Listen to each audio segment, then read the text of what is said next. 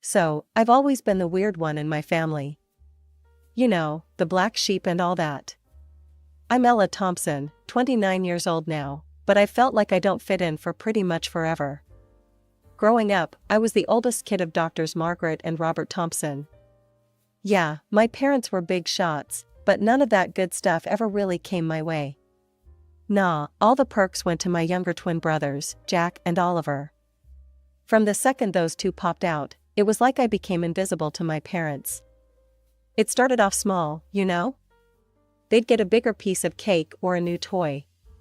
But as we got older, it got way worse and super obvious. I remember when I turned 10.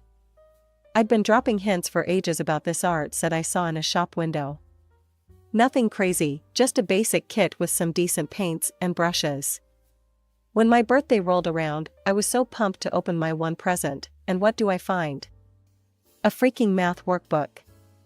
When I hit my teenage years, the favoritism got even more in your face. Family trips were all about what the boys wanted. If Jack felt like skiing, boom, we're off to the slopes. If Oliver was into surfing that year, hello beach vacation. My ideas? Always got shot down or ignored. College applications. Man, that's a touchy subject. When I was 17, I fell in love with art restoration. I'd hang out at the local museum for hours, bugging the staff with questions about how they fixed up old art. When I brought up studying art restoration in college, you'd think I'd said I wanted to join the circus or something. Art restoration? Mom laughed. Ella, get real. That's not a proper job. Yeah, Ella, Jack butted in with this smug look. Why don't you do something useful, like become a doctor? I'll never forget how proud my parents looked when Jack said that. It was a look I'd never seen them give me. Even though they didn't have my back, I was determined to make it happen. When college acceptance letters started showing up, I was over the moon to find out I'd scored a scholarship to study art restoration. I remember running into the kitchen, waving the letter around like a crazy person. Mom, Dad, I got a scholarship. Mom barely looked up from her medical journal. That's nice, honey. Did you hear the boys got perfect scores on their SATs? The day I left for college was so different from when the twins would leave 2 years later.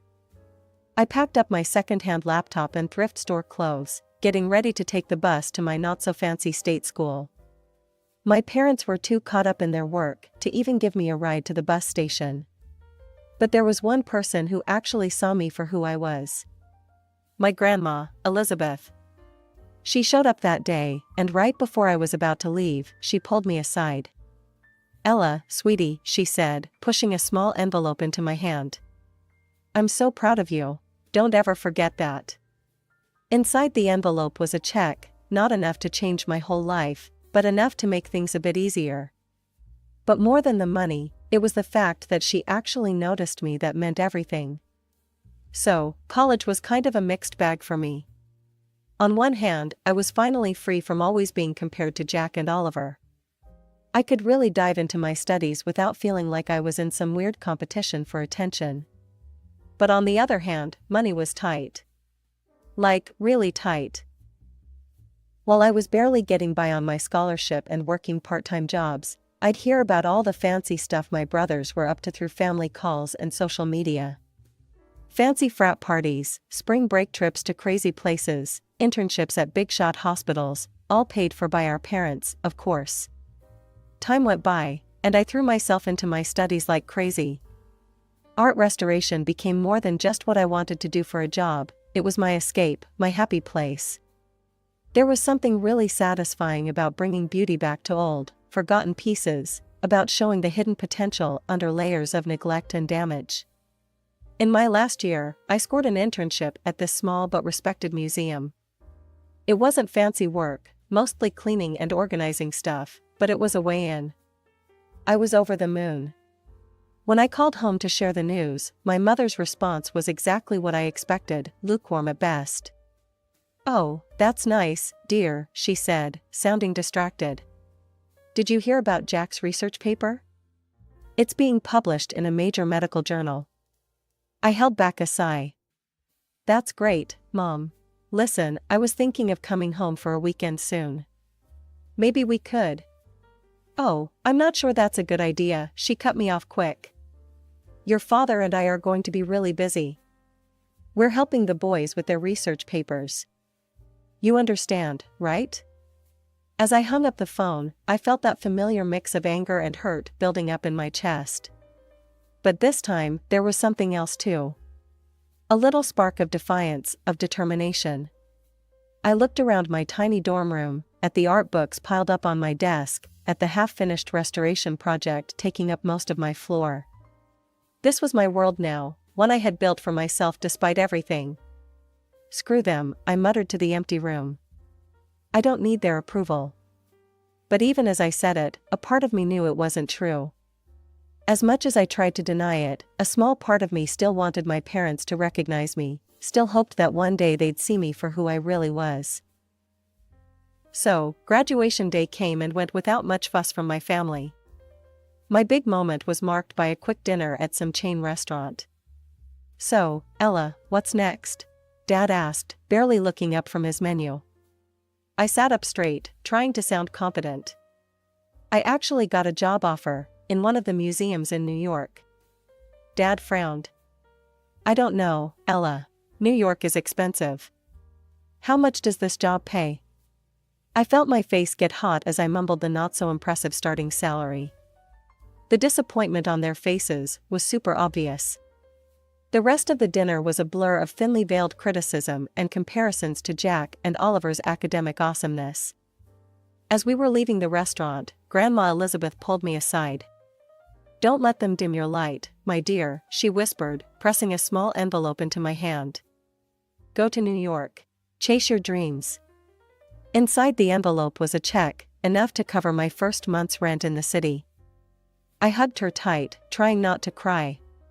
The next few years were crazy. I threw myself into my work, slowly but surely making a name for myself in the world of art restoration. It was during this time that I met Noah. Noah was a struggling graphic designer with a nice smile and this infectious passion for his work. We clicked right away over our shared love of art and our experiences as underdogs in our fields. After dating for a while, I decided it was time for Noah to meet my family. From the second we sat down, it was clear my parents had other ideas. They bombarded Noah with questions, each one more pointed than the last. So, Noah, Dad started, trying to sound casual but failing, what exactly are your long-term career prospects? Noah shifted in his seat, looking uncomfortable. Well, I'm building my client base. It takes time, but I'm making progress.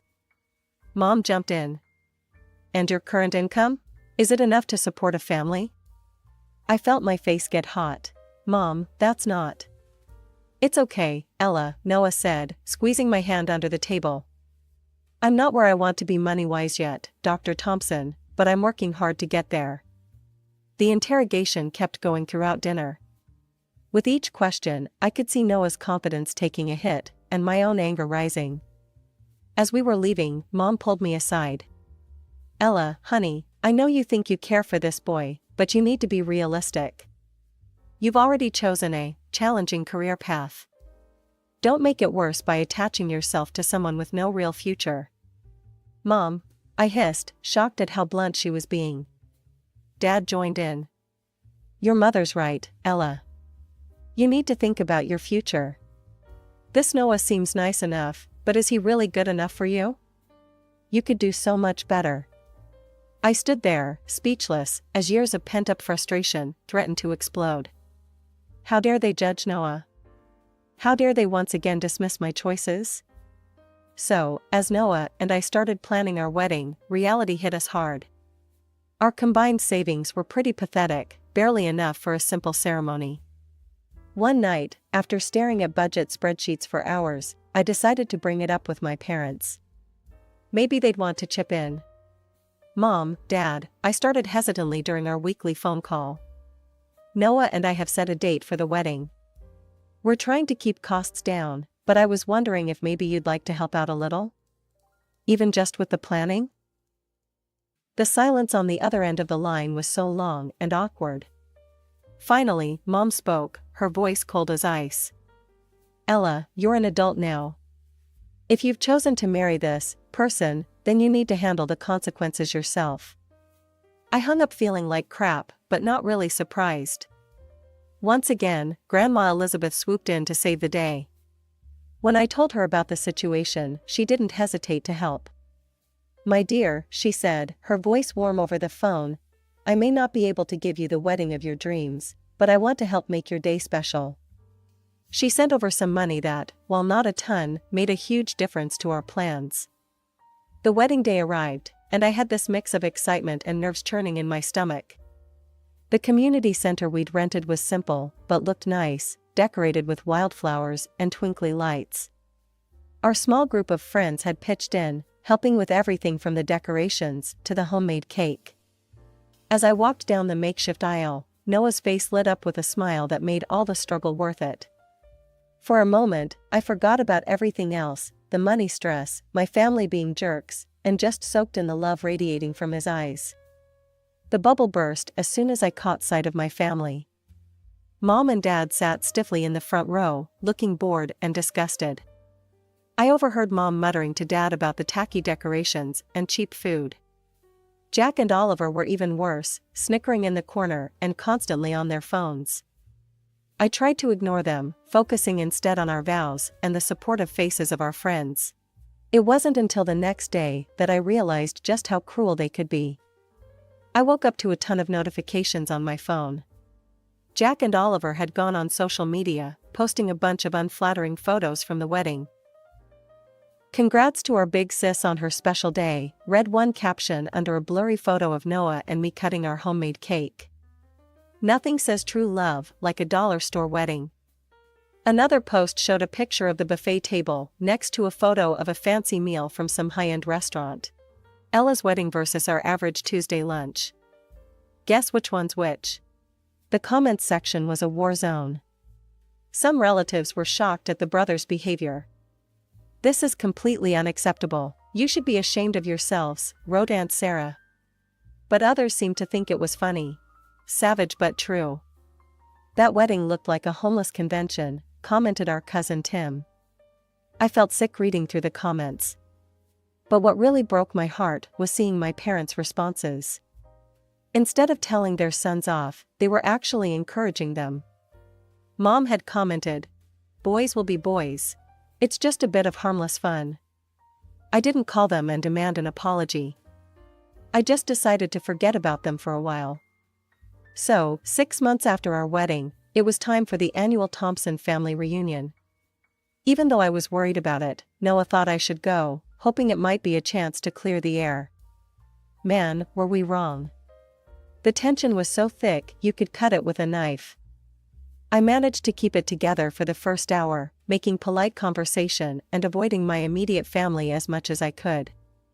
But then I overheard Jack bragging about his latest fancy vacation, paid for by our parents, of course. Something inside me just snapped. "Must be nice," I said, loud enough for everyone to hear. "To have mommy and daddy bankroll your entire life." The room went dead quiet. Jack stared at me, his mouth hanging open. "What's that supposed to mean?" "You know exactly what it means," I shot back, years of pent-up frustration finally boiling over. "You and Oliver have been handed everything on a silver platter, while I've had to fight for every scrap of recognition or support." Mom stepped forward, her face red with anger. "Now, Ella, you're being ridiculous. We've always treated you children equally." I let out a bitter laugh. "Equally? Are you kidding me? Let's talk about equal, shall we?" I started counting off on my fingers. Private school tuition for the boys, public school for me. Brand new cars for their 16th birthdays, nothing for mine. And let's not forget the crowning achievement, $300,000 for their Ivy League medical educations, while I had to scrape by on scholarships and loans. The room was so quiet you could hear a pin drop, all eyes on our family's dirty laundry being aired so publicly. Mom's voice was ice cold when she spoke. "If you're so obsessed with money, Ella, perhaps you should have married someone rich instead of your poor husband." Her words hit me like a punch to the gut. Noah, who had been silently supporting me, stiffened beside me. "How dare you?" I hissed, feeling tears in my eyes. "Noah is worth 10 of you. He actually loves me for who I am, not for how I can make him look good to his country club friends." The reunion turned into total chaos. Everyone was throwing accusations, bringing up old grudges, and years of resentment came pouring out. In the middle of all the shouting, a strong voice cut through the noise. "Enough." Everyone turned to see Grandma Elizabeth standing up, her usually kind face looking stern and angry. "I have watched this family tear itself apart for years, and I won't stand for it anymore," she declared. "Margaret, Robert, your treatment of Ella has been shameful. And you boys," she turned to Jack and Oliver, "your cruelty towards your sister is unforgivable." For a moment, the room was silent. Then Mom, never one to back down, spat out, "Mother, you don't understand. Ella has always been difficult, always causing problems." "No, Margaret," Grandma interrupted. "The only problem here is your blatant favoritism and inability to see the damage you've done." I looked around the room, at the shocked faces of my relatives, at my grandmother's resolute stance, at my parents' anger, and my brother's smug expressions. In that moment, something inside me broke and then came back together differently.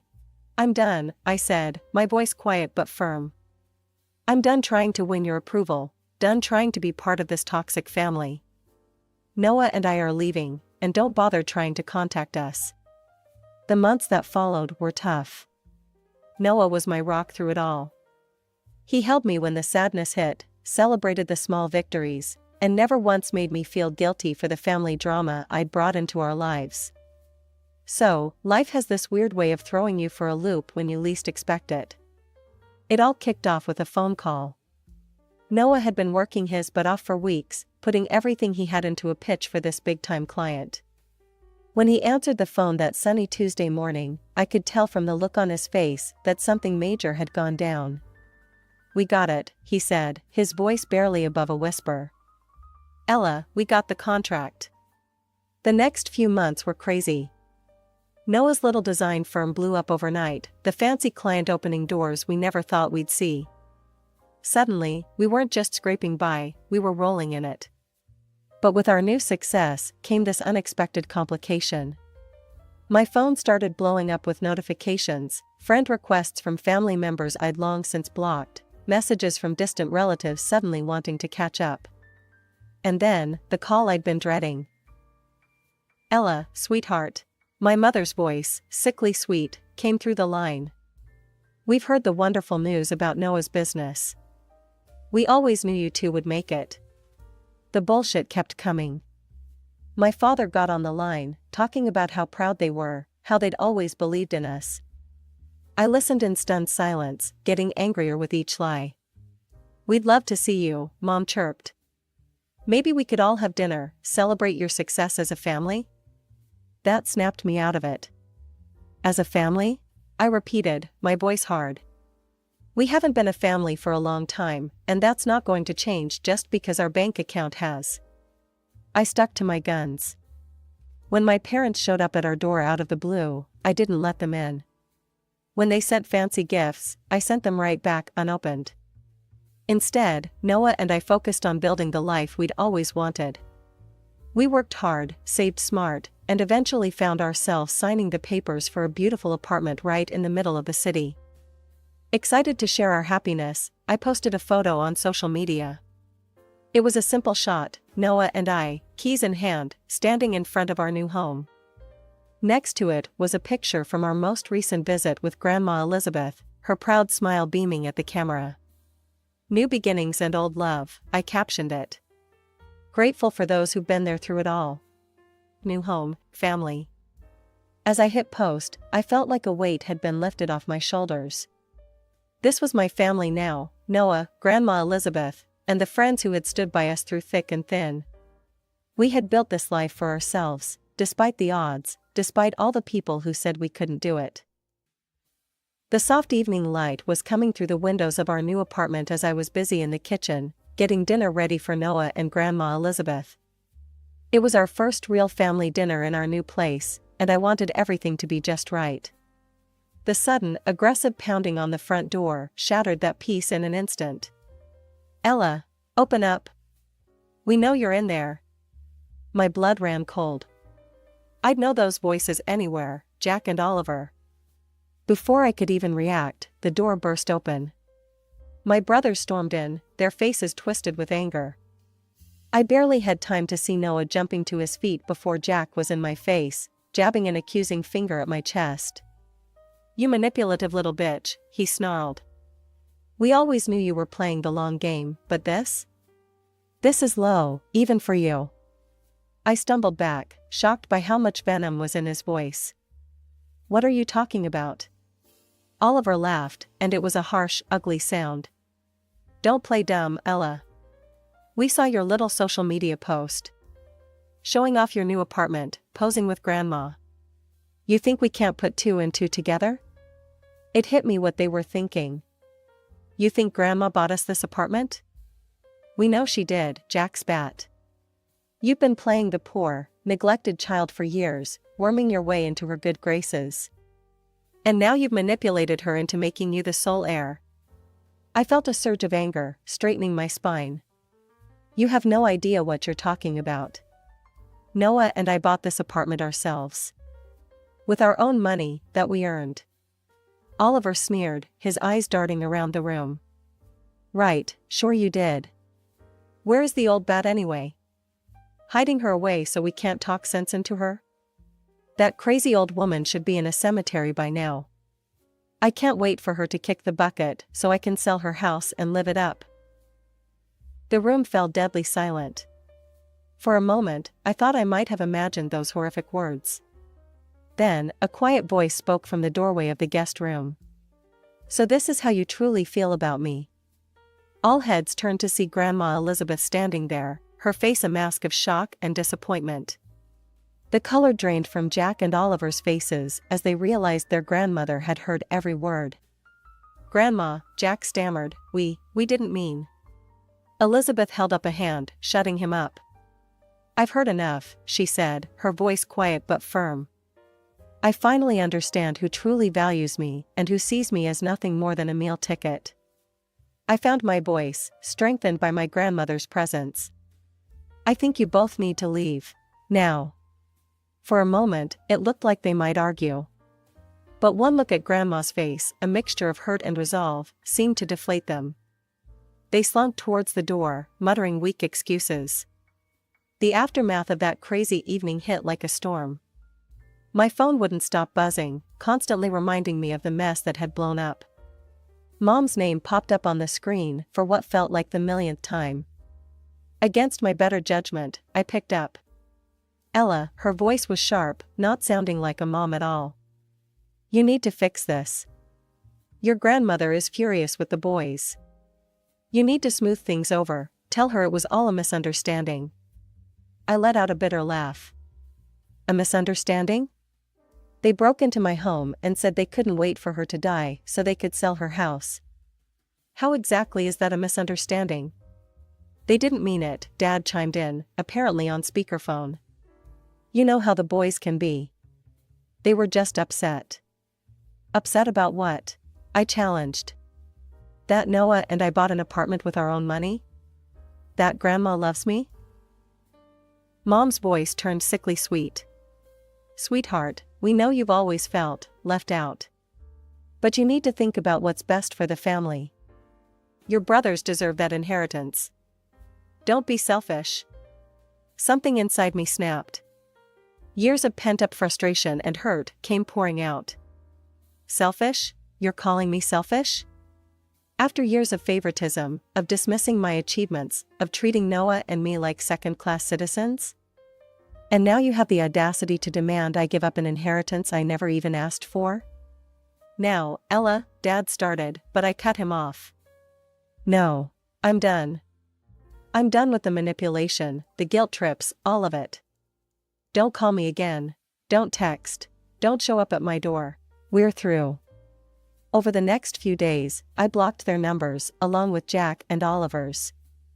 It was painful, like cutting off a diseased limb, but necessary for healing to begin. As the dust settled, I found myself surrounded by a different kind of warmth. Grandma Elizabeth, now fully aware of the family dynamics she had long suspected, became an even more constant presence in our lives. Aunt Sarah, who had reached out after the wedding fiasco, became a regular visitor. "I always knew you were special, Ella," she said, hugging me tightly. "I'm sorry I didn't stand up for you sooner." Other relatives, cousins, and distant aunts and uncles who had witnessed my family's mistreatment over the years, reached out with messages of support. It was as if a veil had been lifted, allowing genuine relationships to flourish where there had once been only obligation. Noah's family, bless them, wrapped me in a blanket of unconditional love. His parents, who had watched from the sidelines as my own family tore me down, went out of their way to make me feel cherished. Noah and I threw ourselves into making our new apartment a home. Each piece of furniture, each photo on the wall, was a testament to the life we were building together, a life founded on mutual respect, support, and love.